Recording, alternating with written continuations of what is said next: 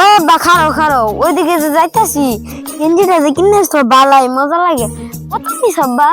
শোনো এই গেঞ্জি দিয়ে মধ্যে একটা কাহিনী আছে। কি কাহিনী কও?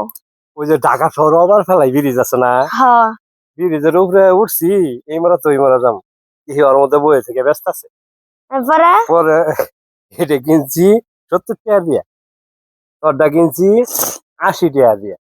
এখন কথা ওইটা না, আমি তোরে কই, এখন তুই বন্ধু বান্ধবের সাথে ববি, হুম জিজ্ঞাসা যদি করে, হুম যদি এই ইতিহাস কস, হুম তোর চাইরানার দামও দিব না। মানে তাইলে কি কমু?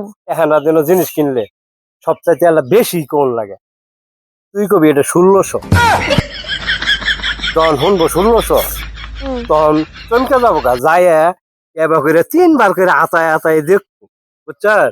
এদি কইলে মান সম্মান থাকবো, মানুষ কবে ফাটতে পুরা ফাটতে হইছে। এই বেটা কোন ময়মুরিবের কথা মান্য যদি না চলস, তোরা ঠিক না, আঙ্গর কথা মান্য যদি চলস ঠিক কিনা। হ্যাঁ তুমি বেশি বুঝো। জিনিস কিনা যদি হাসা কথা কস আজকাল, এটার মূল্যই থাকে না।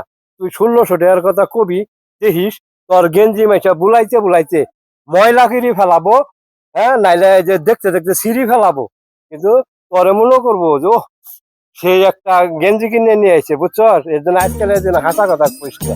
আমি যেটা কই এটা শুন।